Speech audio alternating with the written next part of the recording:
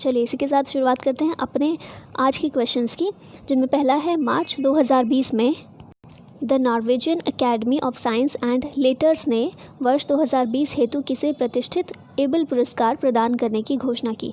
2020 के लिए एबल पुरस्कार, एबल आपको कुछ इस तरह की इसकी स्पेलिंग देखने को मिलेगी। एबल पुरस्कार ये 2020 के लिए दिया गया हिलेल फुर्स्टेनबर्ग और ग्रेगरी मार्गुलिस, इन दोनों को ये दिया गया है। एबल पुरस्कार की बात करें तो इसे मैथमेटिक्स का नोबेल पुरस्कार आप बोल सकते हैं, यानी कि मैथमेटिक्स के क्षेत्र में सबसे महत्वपूर्ण पुरस्कार है ये जो दिया जाता है। और 2020 के लिए हिलेल फुर्स्टेनबर्ग और ग्रेगरी मार्गुलिस को दिया गया है। नेक्स्ट क्वेश्चन है हमारा, एशियाई विकास बैंक ने भारतीय राज्य क्षेत्र में कितने करोड़ डॉलर के निवेश की घोषणा की है। एशियाई विकास बैंक यानी कि ADB, इसने 10 करोड़ डॉलर भारतीय राज्य क्षेत्र में निवेश करने की घोषणा की है। अब देखिए ये क्वेश्चन इतना इंपॉर्टेंट नहीं है, लेकिन इंपॉर्टेंट इसमें क्या है, एशियाई विकास बैंक ADB बहुत इंपॉर्टेंट इसमें हो जाता है। तो इसकी अगर बात कर ले 1966 में इसकी स्थापना हुई थी। इसका हेडक्वार्टर्स कहाँ पर है, तो ये आपको देखने को मिलता है फिलीपींस में। और इसके प्रेसिडेंट इस समय है मसात्सुगु असाकावा। ठीक है, तो ये चीज़ें इसके बारे में याद रखिएगा। ये एक रीजनल डेवलपमेंट बैंक है, जैसे नाम ही है इसका एशियाई विकास बैंक। तो इसमें एशिया के और साथ ही पैसिफिक के जितने देश हैं, कंट्रीज़ हैं, वो इसमें शामिल हैं। एक चीज़ और इम्पॉर्टेंट याद रखिएगा, कंट्रीज़ कितनी हैं, फ़िलहाल 68 मेंबर कंट्रीज़ हैं, मेंबरशिप 68 कंट्रीज़ की है। तो एक रीजनल डेवलपमेंट बैंक की तरह ये काम करता है। नेक्स्ट क्वेश्चन है, मलेशिया के नए प्रधानमंत्री कौन नियुक्त किए गए हैं। तो ये है मोहिउद्दीन यासीन, ये मलेशिया के नए प्रधानमंत्री के रूप में नियुक्त किए गए हैं। बात कर ले मलेशिया की, तो मलेशिया की राजधानी है कुआलालंपुर। ठीक है, और ऑफिशियल लैंग्वेज यहाँ की ये भी आप याद रख सकते हैं, मलय है यहाँ की ऑफिशियल लैंग्वेज। प्रधानमंत्री हम देख ही चुके हैं, मोहिउद्दीन यासीन। और बॉर्डर कंट्रीज़ की बात कर ले तो सिंगापुर, थाईलैंड और इंडोनेशिया, इन तीनों ही कंट्रीज़ के साथ ये अपना बॉर्डर शेयर करता है। हाल ही में संपन्न हुए संयुक्त अभ्यास इंद्रधनुष में भारत के साथ कौन शामिल हुआ था। अभ्यास इंद्रधनुष ये भारत और ब्रिटेन के बीच में है, तो याद रखिएगा। और सारे अभ्यास बहुत इंपॉर्टेंट है, तो ये ज़रूर याद रखिएगा। अभ्यास कौन सा अभ्यास कहाँ हुआ ये इंपॉर्टेंट नहीं है याद रखना, इतना सिर्फ याद रखिए कि अभ्यास का नाम क्या है और किन दो देशों के बीच होता है वो अभ्यास। और जो भारत के साथ में जिन देशों के अभ्यास हैं उन्हें ही याद रखिए, वही बहुत ज़्यादा इंपॉर्टेंट है। ठीक है, तो अगर पूछा जाए अभ्यास इंद्रधनुष ये भारत और ब्रिटेन के बीच। विज्ञान और प्रौद्योगिकी मंत्रालय द्वारा जारी प्रेस विज्ञप्ति के अनुसार पुणे स्थित अगरहर रिसर्च इंस्टीट्यूट के वैज्ञानिकों ने किस फसल की बायोफोर्टिफाइड किस्म मैक्स यानी कि MACS 4028 विकसित की है। तो ये गेहूं की एक किस्म है। ठीक है, ऑप्शन नंबर बी ठीक है, याद रखिएगा MACS 4028। ये नाम जहाँ भी आए तो कौन सी फसल की ये बायोफोर्टिफाइड किस्म है, गेहूं की है। अब बायोफोर्टिफाइड जो क्रॉप्स होती हैं क्या होती हैं, तो देखिए बायोफोर्टिफिकेशन जो होता है ना, मेनली इसको किया जाता है, कोई भी क्रॉप है उसकी जब भी न्यूट्रिशनल वैल्यू बढ़ानी है तो साइंटिफिक मेथड उसके लिए जो अपनाया जाता है उसे कहा जाता है बायोफोर्टिफिकेशन। और ये कई तरीक़ों से कर सकते हैं, जैसे कि कन्वेंशनल ब्रीडिंग का तरीका जो है उसके थ्रू भी कर सकते हैं, या फिर जेनेटिक इंजीनियरिंग आपने सुना होगा। ठीक है, तो इसके थ्रू भी किया जा सकता है। और अभी कुछ समय पहले ही ये गेहूँ की बायोफोर्टिफाइड किस्म विकसित की गई है जिसका नाम है मैक्स 4028। तो याद रखिएगा गेहूं की किस्म है। रक्षा अनुसंधान और विकास संगठन यानी कि DRDO द्वारा विकसित स्वाति रडार के निर्यात के लिए भारत ने किस देश के साथ समझौता किया है। तो ये देश याद रखिएगा अर्मेनिया। भारत ने अर्मेनिया के साथ समझौता किया है और स्वाति रडार के निर्यात के लिए समझौता किया गया है। किसके द्वारा, DRDO के द्वारा। स्वाति रडार, इसका एक चीज़ इसके बारे में याद रखिएगा कि इसकी रेंज कितनी है, 30 से 50 किलोमीटर की रेंज है इसकी। और अब बात कर लें अगर DRDO की, तो DRDO ये फाउंड की गई थी 1958 में। ठीक है, 1958 में इसकी स्थापना की गई थी। हेडक्वार्टर्स नई दिल्ली में है। और कौन सी मिनिस्ट्री के अंदर ये आता है, तो डिफेंस मिनिस्ट्री जो हमारी है, जिसके मंत्री इस समय है राजनाथ सिंह, उसके अंतर्गत ये DRDO आता है। और जैसा नाम से ही समझ में आता है कि काम क्या इसका होगा, रक्षा अनुसंधान और विकास संगठन। रक्षा के क्षेत्र में अनुसंधान करना, साइंटिफिक तरीके खोजना और साइंटिफिक तरीके से नए नए अनुसंधान करना और विकास करना। ठीक है, तो यही इसका मेन काम है। नेक्स्ट क्वेश्चन है, किसने कोविड-19 नेशनल टेली कंसल्टेशन सेंटर यानी कि कॉन्टेक्ट का शुभारंभ किया।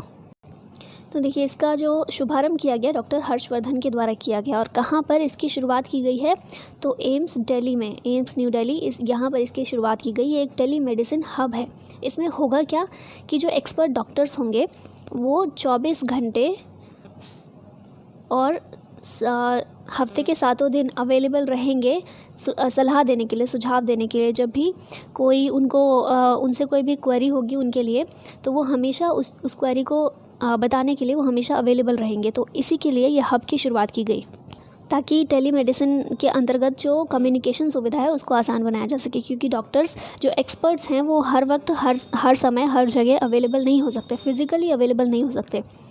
तो वर्चुअल तरीके से उन्हें अवेलेबल करवाने के लिए ये एक प्रयास किया गया है डॉक्टर हर्षवर्धन के द्वारा और ministry of health and family welfare के द्वारा।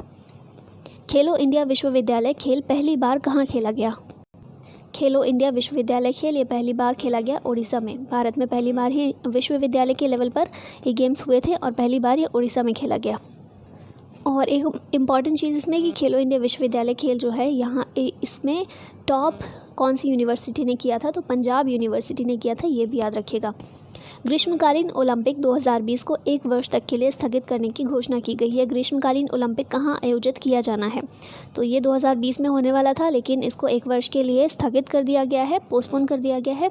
ये खेला जाना था टोक्यो में, और इसीलिए इसे टोक्यो ओलंपिक्स के नाम से भी जानते हैं हम लोग। और आपने सुना होगा टोक्यो ओलंपिक्स, ठीक है, टोक्यो में होने वाला था। द्रोणाचार्य पुरस्कार से सम्मानित जोगिंदर सिंह सैनी, जिनका हाल ही में निधन हो गया, किस खेल से संबंधित थे? तो जोगिंदर सिंह सैनी ये एथलेटिक्स से संबंधित थे, इन्हें द्रोणाचार्य पुरस्कार से सम्मानित किया जा चुका है। अभी स्पोर्ट्स की बात यहाँ पर चल रही है, तो स्पोर्ट्स में कई तरह के जो नेशनल अवार्ड्स है, बहुत सारे अवार्ड्स दिए जाते हैं स्पोर्ट्स के लिए, नेशनल अवार्ड। उनमें सबसे बड़ा अवार्ड जो माना जाता है राजीव गांधी खेल रत्न पुरस्कार, और उसके बाद ये आता है द्रोणाचार्य पुरस्कार। इसके अलावा और भी पुरस्कार हैं, जैसे कि ध्यानचंद अवार्ड है, एकलव्य अवार्ड है, ठीक है, फीफा ऑर्डर ऑफ मेरिट है। तो ये कुछ इंपॉर्टेंट अवार्ड्स हैं जो स्पोर्ट्स के क्षेत्र में दिए जाते हैं। और द्रोणाचार्य पुरस्कार दिया गया था जोगिंदर सिंह सैनी को, इनका निधन हो गया। ये एथलेटिक्स से संबंधित थे। किसे वर्ष 2020 के पेन हेमिंगवे पुरस्कार को प्रदान किए जाने की घोषणा की गई? तो ये 2020 में दिया जाएगा रुचिका तोमर को, ठीक है, ऑप्शन नंबर ए ठीक है। एक चीज़ ये इंपॉर्टेंट रखिएगा, पेन हेमिंगवे पुरस्कार ये किससे संबंधित है? ये क्वेश्चन पूछा जाए या नहीं पूछा जाए, ये पूछा जा सकता है कि पेन या हेमिंगवे पुरस्कार ये किस क्षेत्र में दिया जाता है? स्पोर्ट्स में दिया जाता है, लिटरेचर में दिया जाता है, या फिर और भी कोई ऑप्शन दे सकते हैं, 4 ऑप्शन दे देंगे कुछ भी। तो ये याद रखिएगा कि लिटरेचर के क्षेत्र में ऑथर्स को ये जो पुरस्कार है वो दिया जाता है, ठीक है। और हेमिंगवे जो हैं, अर्नेस्ट हेमिंगवे, ये एक अमेरिकन जर्नलिस्ट थे, ठीक है, इन्हें नोबेल प्राइज़ भी दिया जा चुका है, मिल चुका है। इन्हीं के नाम पर ये पेन हेमिंगवे पुरस्कार ये दिया जाता है। किस क्षेत्र में दिया जाता है? ऑथर्स को दिया जाता है लिटरेचर्स के क्षेत्र में, ठीक है, लिटरेचर के क्षेत्र में ये पुरस्कार दिया जाता है। और 2020 का ये पुरस्कार रुचिका तोमर को दिया जाएगा। रेडर एक्स, जिसका हाल ही में अनावरण किया गया है, क्या है?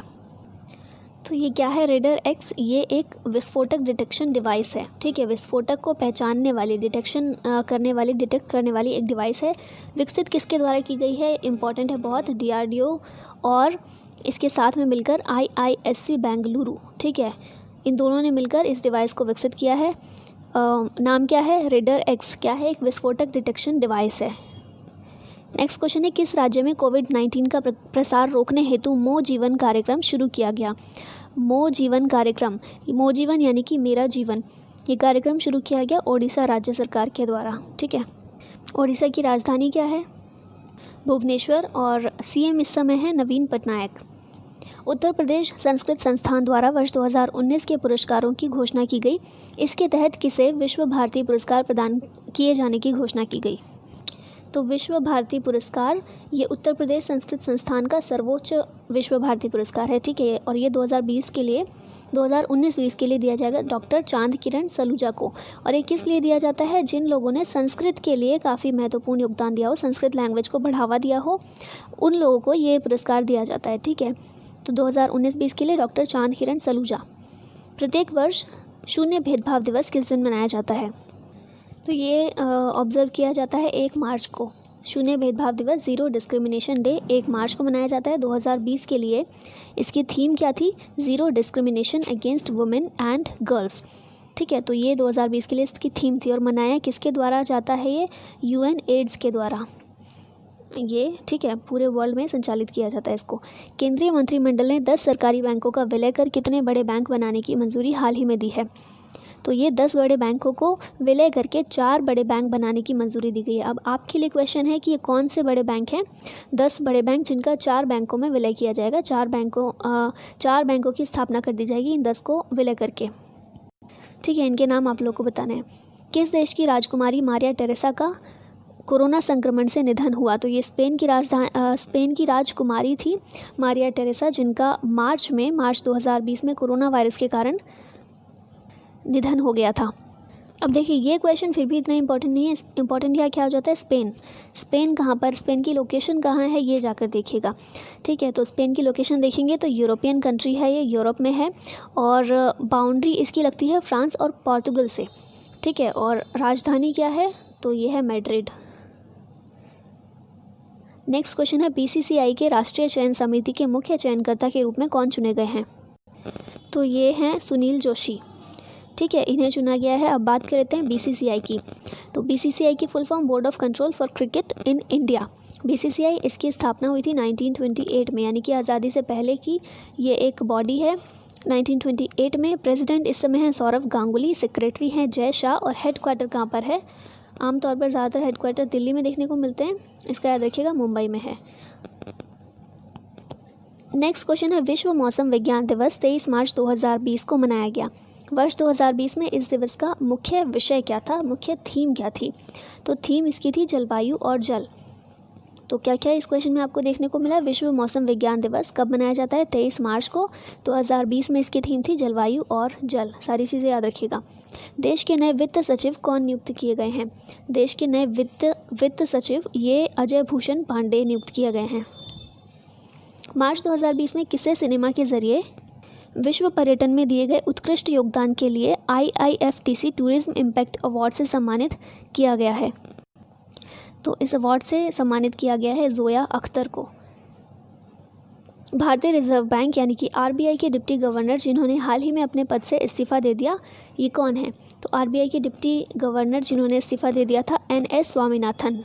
ठीक है, और बात कर लें गवर्नर और डिप्टी गवर्नर्स की RBI के। तो एक गवर्नर होते हैं और 4 डिप्टी गवर्नर होते हैं। ठीक है, आमतौर पर गवर्नर इस समय कौन है? शक्तिकांत दास। डिप्टी गवर्नर 4 होते हैं, लेकिन फ़िलहाल हमारे पास सिर्फ 3 हैं। चौथे जो थे NS स्वामीनाथन, इन्होंने इस्तीफ़ा दे दिया था। ठीक है, और 3 बचे हैं हमारे पास। 3 हैं फ़िलहाल, कौन कौन है? पहले है माइकल पात्रा, दूसरे MK जैन, तीसरे BP कानूनगो। तो इनका नाम भी आप लोग याद रख सकते हैं। वैज्ञानिक और प्रौद्योगिकी मंत्रालय के प्रेस विज्ञप्ति के अनुसार कहाँ स्थित Wadia institute of Himalayan geology के वैज्ञानिकों ने पता लगाया है कि अन्य हिमालयी क्षेत्रों की तुलना में सिक्किम के ग्लेशियर बड़े पैमाने पर पिघल रहे हैं? तो ये पता लगाया गया है देहरादून स्थित Wadia institute of Himalayan geology के वैज्ञानिकों के अनुसार। ठीक है, तो देहरादून में जो Wadia institute of Himalayan geology है, इसके वैज्ञानिकों ने पता लगाया कि जो ग्लेशियर्स पिघल रहे हैं सभी हिमालय क्षेत्रों के पिघल रहे हैं, लेकिन बाकी क्षेत्रों की तुलना में सिक्किम के ग्लेशियर बड़े पैमाने पर पिघल रहे हैं।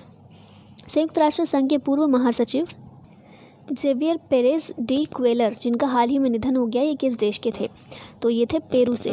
ठीक है, पेरू के थे ये। पेरू की अब बात कर लेते हैं। तो पेरू की कैपिटल क्या है? लीमा। और पेरू है कहाँ की कंट्री? तो साउथ अमेरिका की कंट्री है। जैसे कि आप कुछ इस तरह का मैप देखेंगे साउथ अमेरिका का, सॉरी अगर मैंने थोड़ा टेढ़ा मेढ़ा बना दिया हो, तो इस जगह पर यहाँ पर पेरू आपको देखने को मिलेगा। ठीक है, तो ये कंट्री है साउथ अमेरिका की और कैपिटल है इसकी लीमा। और यहीं के पूर्व महासचिव जेवियर पेरेज डी क्वेलर, जिनका हाल ही में निधन हो गया, कहाँ से थे? वो पूछा गया है, पेरू से थे। आपने वर्ल्ड ज्योग्राफी में ओशिनोग्राफी पढ़ी होगी, तो उसमें पेरू की जलधारा पढ़ा होगा, है ना? तो वो भी पेरू के नाम पर ही है। तो कहाँ पर पेरू की जलधारा पाई जाती है, उससे भी आप थोड़ा सा आइडिया लगा सकते हैं कि पेरू कंट्री कहाँ पर होगी। मार्च 2020 में कौन वॉलमार्ट इंडिया के नए मुख्य कार्यकारी अधिकारी नियुक्त हुए? तो ये हैं समीर अग्रवाल। ठीक है, वॉलमार्ट इंडिया के नए मुख्य कार्यकारी अधिकारी। केंद्रीय सूचना आयोग सेंट्रल इन्फॉर्मेशन कमीशन में 10वें मुख्य सूचना आयुक्त यानी कि चीफ इन्फॉर्मेशन कमिश्नर के रूप में हाल ही में कौन नियुक्त किए गए हैं?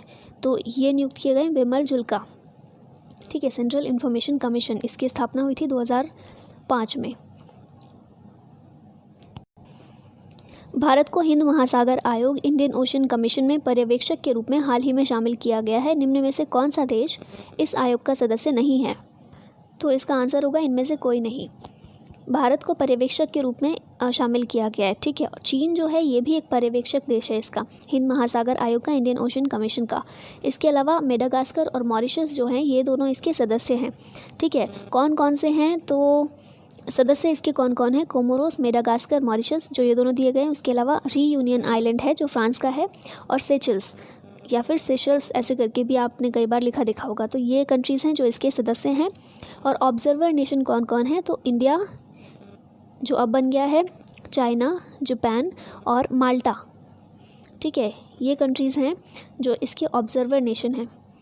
मीडिया फाउंडेशन द्वारा वर्ष 2019 का उत्कृष्ट महिला पत्रकार का चमेली देवी जैन पुरस्कार किसे प्रदान किए जाने की घोषणा की गई।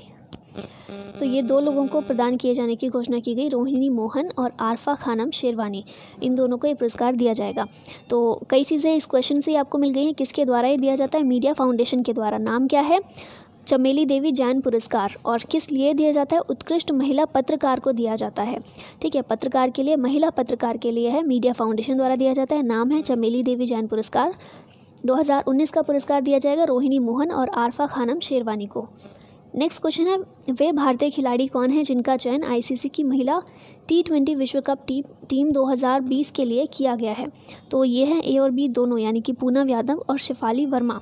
इन दोनों का चयन किया गया है महिला T20 विश्व कप टीम के लिए। हाल ही में संयुक्त राष्ट्र ने कोविड-19 से मुकाबले हेतु कितने बिलियन डॉलर की वैश्विक मानवीय प्रतिक्रिया लॉन्च की है।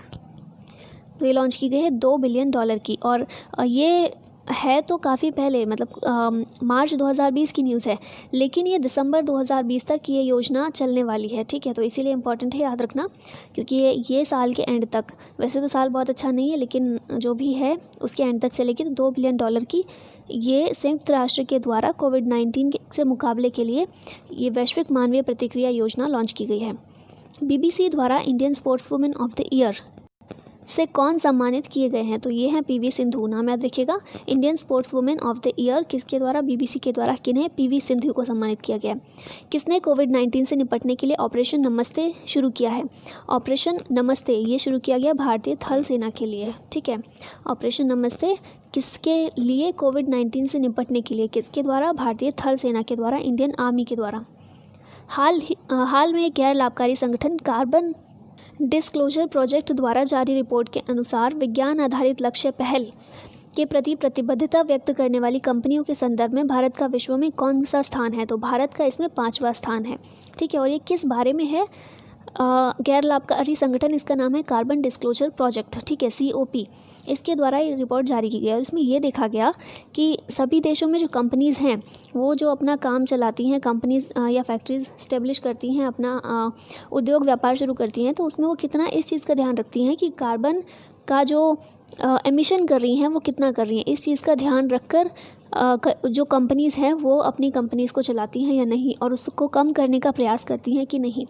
इस चीज़ के लिए कि कार्बन एमिशन जो करना है उन्हें कम से कम करना है, ये प्रतिबद्धता के साथ वो काम करती हैं कि नहीं करती, इसी चीज़ को इसमें देखा गया और इसमें भारत को स्थान प्राप्त हुआ है 5वां। विश्व किडनी दिवस या फिर वर्ल्ड किडनी डे ये किस दिन मनाया जाता है। तो ये मार्च के दूसरे बृहस्पतिवार को मनाया जाता है, मार्च के दूसरे थर्सडे को मनाया जाता है। तो इसलिए हर साल इसकी डेट कुछ ना कुछ अलग हो जाती है, सेम नहीं रहती है। संयुक्त राष्ट्र विश्व पर्यटन संगठन के अनुसार वर्ष 2019 में वैश्विक स्तर पर कितने पर्यटकों का आगमन हुआ। तो इस संगठन के द्वारा बताया गया कि 2019 में वैश्विक स्तर पर कुल 1.5 बिलियन पर्यटकों का आगमन हुआ। ठीक है, टूरिस्ट का आगमन हुआ। अब बात कर लेते हैं UNWTO की, UN वर्ल्ड टूरिज्म ऑर्गेनाइजेशन की। तो इसकी स्थापना हुई थी 1974 में। जैसे कि आगे दिख ही रहा है, UN है, यानी कि यूनाइटेड नेशंस की एक संस्था है ये, टूरिज्म से रिलेटेड। ठीक है, और इसके बारे में बात करें थोड़ा, तो हेडक्वार्टर इसका मैड्रिड में है। मैड्रिड कहाँ की राजधानी है, स्पेन की।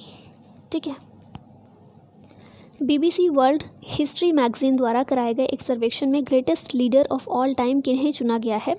तो ये काफ़ी न्यूज़ में था उस समय पर। भारत के महाराजा रणजीत सिंह जी को ये BBC वर्ल्ड हिस्ट्री मैगजीन द्वारा कराए गए सर्वेक्षण में greatest leader of all time इन्हें चुना गया है। INS कवरत्ती भारतीय नौसेना को सौंपा गया इस युद्धपोत का निर्माण किस प्रोजेक्ट के तहत किया गया है। तो इसका निर्माण किया गया है प्रोजेक्ट 28 के तहत। अब प्रोजेक्ट 28 क्या है, तो ये जो हमारी इंडियन नेवी है उसकी एक बहुत ही महत्वाकांक्षी परियोजना है, जिसमें क्या किया जाएगा, 4 स्टेल्थ पनडुब्बी रोधी युद्धक कॉर्वेट्स बनाए जाएंगे। ठीक है, तो उन्हीं में से ये है INS कवरत्ती। और सबसे पहला इनमें कौन सा था, INS कमोर्टा, जिसे 2005 में ही कमीशन कर दिया गया था। और चारों के नाम आप याद रख सकते हैं प्रोजेक्ट 28 के तहत। ये 4 कौन कौन से हैं, INS कमोर्टा जो मैं बता चुकी हूँ 2005 में इसे कर दिया गया था, फिर है INS कदमत, फिर है INS किल्तन और उसके बाद INS कवरत्ती। तो सारे के से ही नाम स्टार्ट होते हैं। भारतीय डाक विभाग ने निम्न में से किस जगह से देश में पहली बार फ्री डिजिटल लॉकर सर्विस की शुरुआत की है, तो ये पहली बार शुरुआत की गई है कोलकाता से। मार्च 2020 को जारी हुई विषयवार QS वर्ल्ड रैंकिंग के अनुसार दुनिया भर के शीर्ष 50 इंजीनियरिंग कॉलेजों में शामिल भारतीय संस्थान कौन से हैं, तो शीर्ष 50 इंजीनियरिंग कॉलेजों में विश्व के 50 इंजीनियरिंग कॉलेज में जो रैंकिंग ये की गई है QS वर्ल्ड रैंकिंग, इसके अनुसार भारत के IIT बॉम्बे और IIT दिल्ली शामिल हैं इसमें। माइक्रोसॉफ्ट कंपनी के सह संस्थापक बिल गेट्स ने हाल ही में किस पद से इस्तीफ़ा दे दिया है, तो बिल गेट्स ने बोर्ड ऑफ डायरेक्टर्स के पद से इस्तीफ़ा दे दिया है। हाल ही में निम्न में से किस संस्थान द्वारा आपदा प्रबंधन हेतु ईंधन सेल प्रौद्योगिकी का विकास किया गया है, ईंधन सेल प्रौद्योगिकी का विकास किया गया है international advanced research for powder metallurgy and new materials के द्वारा। ठीक है, शॉर्ट में इसको बोलते हैं ARCI के द्वारा। ये है क्या ARCI, तो ARCI ये एक जो हमारा department of science and technology है उसका एक ऑटोनोमस रिसर्च और डेवलपमेंट सेंटर है। इसकी शुरुआत की गई थी 1997 में। ठीक है, 1997 में इसकी स्थापना की गई थी और इसका हेडक्वार्टर कहाँ पर है, तो ये हैदराबाद से अपना सारा काम चलाता है। ठीक है, ऑपरेशन जो चलते हैं, जो मेन कैंपस है इसका हैदराबाद में है और उसके अलावा चेन्नई और गुड़गांव में भी इसके सेंटर्स हैं। ठीक है, भारतीय टेबल टेनिस खिलाड़ी जिन्होंने ITTF challenger plus Oman open trophy 2020 जीता है वे कौन हैं, तो ये हैं अचंत शरद कमल। इनका नाम याद रखिएगा, अचंत शरद कमल। मार्च 2020 में महिलाओं की स्थिति पर संयुक्त राष्ट्र आयोग के 64वें सत्र यानी कि CSW 64 का उद्घाटन कहाँ पर किया गया, तो इसका उद्घाटन किया गया था न्यूयॉर्क में। ठीक है, महिलाओं की स्थिति पर संयुक्त राष्ट्र आयोग का 64वां सत्र मार्च 2020 में न्यूयॉर्क में। और एक और चीज़ इसके बारे में आप लोग याद रख सकते हैं कि 2020 का जो साल है इसे 25th एनिवर्सरी के रूप में मनाया गया। किसकी anniversary, 4th world conference of women जो हुई थी, 4th world conference of women, इसी में बीजिंग डिक्लेरेशन को अपनाया गया था। ठीक है, और Beijing declaration and platform for action इसको अपनाया गया था और इसी की 25th एनिवर्सरी थी 2020 में, तो उसके रूप में भी इस दिन को सेलिब्रेट किया गया था। CSW 64 का जो ये जो सत्र हुआ था उसको सेलिब्रेट किया गया था। और ये बीजिंग डिक्लेरेशन किस बारे में है, ये बीजिंग डिक्लेरेशन हुई थी 1995 में, जिसमें क्या हुआ था कि वर्ल्ड में जितनी भी फेमिनिस्ट मूवमेंट थे वो सभी एक साथ आए थे। कहाँ पर, बीजिंग में, चाइना के बीजिंग में एक साथ आए थे और एक वर्ल्ड कॉन्फ्रेंस की थी, 4th world conference on women की थी। तो इसीलिए 2020 में इसकी 25th एनिवर्सरी के रूप में भी मनाया गया। शेख मुजीबुर रहमान निम्न में से किस देश से संबंधित हैं जिनकी 100वीं जयंती हाल ही में मनाई गई है, तो शेख मुजीबुर रहमान ये बांग्लादेश से संबंधित है। आप लोगों ने नाम सुना ही होगा, और बांग्लादेश हमारा पड़ोसी जिसकी राजधानी है ढाका। वर्ष 2020 में ऊर्जा बचत का वैश्विक अभियान अर्थ आवर कब मनाया गया, ऊर्जा बचत का वैश्विक अभियान अर्थ आवर ये मनाया गया 28 मार्च के दिन। इसमें क्या किया जाता है कि 1 घंटे के लिए पूरे 1 घंटे के लिए लाइट्स को ऑफ़ कर दिया जाता है। 1 घंटे के लिए कब से कब तक, इंडियन टाइम में हम देखें तो 8:30 से लेकर 9:30 का जो टाइम होता है, इस टाइम पर सारी लाइट्स को ऑफ़ कर दिया जाता है अर्थ आवर डे। ठीक है, ये महत्व समझाया जाता है कि प्लैनेट जो है कितना महत्व है इसका हमारे लिए। तो इलेक्ट्रिक लाइट्स जो होती है इन्हें जितनी भी नॉन इसेंशियल हैं, जितनी भी ज़रूरी नहीं है, फालतू में जला कर रखते हैं, उन सभी को बंद कर दिया जाता है। इसकी शुरुआत हुई थी 2007 में। ये डे मनाने की शुरुआत 2007 में कहाँ से, ऑस्ट्रेलिया से इसकी शुरुआत हुई थी। ठीक है, और तब से इसको हर साल मनाया जाता है। और ये ऑर्गेनाइज़ कौन करता है, ये जो मूवमेंट है ये ऑर्गेनाइज़ किया जाता है WWF के द्वारा। WWF यानी कि world wide fund for nature. Next question है, किस संस्था ने कोविड-19 के प्रसार को रोकने की दिशा में किए जा रहे प्रयासों के क्रम में stay home India with books पहल का शुभारंभ किया? तो ये शुभारंभ किया गया नेशनल बुक ट्रस्ट के द्वारा। ठीक है, stay home India with books, ताकि घर बैठे लोग कुछ अच्छा करें, बुक्स ही पढ़ें। बुक्स से भी काफ़ी नॉलेज मिलती है, काफ़ी कुछ सिखाती हैं बुक्स। ठीक है, क्योंकि बहुत एक्सपीरियंस्ड लोग होते हैं जो बुक्स को लिखते हैं, भले ही वो उनकी स्टोरी ही लिख रहे हों, उनमें भी काफ़ी कुछ देखने को मिलता है, हमें सीखने को मिलता है। तो इसीलिए नेशनल बुक ट्रस्ट के द्वारा ये पहल का शुभारंभ किया गया। संयुक्त राष्ट्र महासभा के नेतृत्व में संयुक्त राष्ट्र निर्वहनीय विकास समाधान नेटवर्क यानी कि UNSDSN द्वारा जारी विश्व प्रसन्नता रिपोर्ट 2020 के अनुसार विश्व के सबसे खुशहाल देशों की सूची में भारत को कौन सा स्थान प्राप्त हुआ है? तो भारत को इसमें स्थान प्राप्त हुआ है 144। ठीक है, और ये जो विश्व प्रसन्नता रिपोर्ट 2020 ये क्या दिखाती है कि देश जो हैं, देश में लोग कितने खुश हैं। ठीक है, लोगों के जीवन में खुशहाली कितनी है। और खुशहाली किसको कहेंगे हम? उस देश को तो नहीं कह सकते खुशहाल जिस देश में लोगों के पास बहुत सारा पैसा हो। खुशहाली के लिए और भी कई सारे फैक्टर्स भी जिम्मेदार होते हैं, खुशी के लिए और भी कई सारे फैक्टर्स जिम्मेदार होते हैं। तो उन्हीं सारे फैक्टर्स को देखता है ये, और भारत को इसमें अच्छी रैंक नहीं मिली है। 156 कंट्रीज़ की रैंक की गई थी, जिसमें भारत को रैंक मिली है 144। मतलब भारत में लोग बहुत ज़्यादा खुश नहीं पाए जाते हैं। किन किन चीज़ों को देखकर ये जो रिपोर्ट है ये बनाई जाती है? तो GDP सबसे पहले देखा जाता है कि GDP पर कैपिटा कितनी है उस देश की। उसके अलावा सोशल सपोर्ट कितना है, हेल्थ लाइफ एक्सपेक्टेंसी कितनी है, फ्रीडम कितनी लोगों के पास है, जेनरोसिटी कितनी है, और एब्सेंस ऑफ करप्शन कितना है। इन सभी चीज़ों के आधार पर ये रैंक जो है ये जारी की जाती है। ठीक है, और इसमें अगर हम बात करें कि फ़र्स्ट रैंक किसको प्राप्त हुआ है, मतलब वर्ल्ड का हैप्पीएस्ट नेशन कौन है, हैप्पीएस्ट कंट्री कौन है, तो ये आप याद रखिएगा, फिनलैंड है हैप्पीएस्ट कंट्री, जिसके लोग, फिनलैंड के जितने भी नागरिक हैं, लोग हैं, बहुत ही कम लोग वहाँ पर नाखुश हैं, सभी लोग खुश रहते हैं एकदम।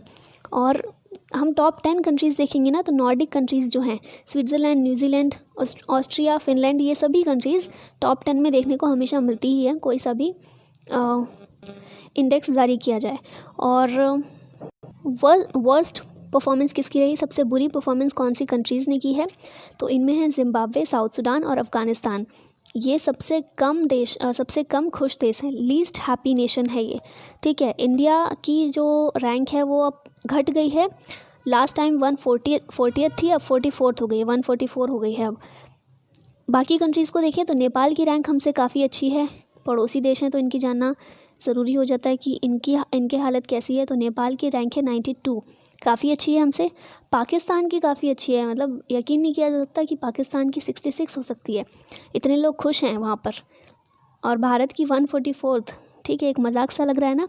चलिए, बांग्लादेश की है 107 और श्रीलंका की है 130। ठीक है, तो हमारे जितने पड़ोसी हैं सभी की बहुत ज़्यादा अच्छी देखने को मिल रही है। इस रैंक में जो पोजीशन है हमारी काफ़ी बुरी है, 144 प्लेस पर हम स्टैंड करते हैं। चलिए नेक्स्ट क्वेश्चन पर चलते हैं। अंतर्राष्ट्रीय प्रसन्नता दिवस ये कब मनाया जाता है? अभी हमने प्रसन्नता रिपोर्ट देखी, ठीक है, वर्ल्ड हैप्पीनेस रिपोर्ट देखी। अभी देखते हैं अंतर्राष्ट्रीय प्रसन्नता दिवस, इंटरनेशनल हैप्पीनेस डे, ये कब मनाया जाता है? तो इम्पॉर्टेंट है, ये डे मनाया जाता है 20 मार्च को। हाल ही में निम्न में से किस राज्य के मुख्यमंत्री द्वारा आगामी स्थानीय चुनाव के दौरान चुनाव भ्रष्टाचार पर अंकुश हेतु निगाह NIGHA निगाह मोबाइल ऐप का उद्घाटन किया गया है? तो ये उद्घाटन किया गया है आंध्र प्रदेश राज्य के मुख्यमंत्री के द्वारा। ठीक है, किस लिए किया गया? चुनाव में जो भ्रष्टाचार होता है उस पर अंकुश लगाने के लिए। कौन से स्थानीय चुनाव पर? ठीक है, और मोबाइल ऐप का नाम क्या है? निगाह। किसके द्वारा? आंध्र प्रदेश के द्वारा। और लास्ट क्वेश्चन है आज का, निम्न में से किस कंपनी द्वारा महिलाओं हेतु कौशल विकास कार्यक्रम डिजी पाइवट की शुरुआत की गई है? तो इसकी शुरुआत की गई है गूगल इंडिया के द्वारा। किस लिए? महिलाओं के लिए कौशल विकास कार्यक्रम है ये, एक डिजी पाइवट, और इसका नाम याद रखिएगा। किसके द्वारा ये शुरुआत की गई? गूगल इंडिया के द्वारा। तो इसी के साथ हमारे आज के 50 क्वेश्चंस ख़त्म होते हैं। मिलते हैं नेक्स्ट वीडियो में। Thank you so much for watching this.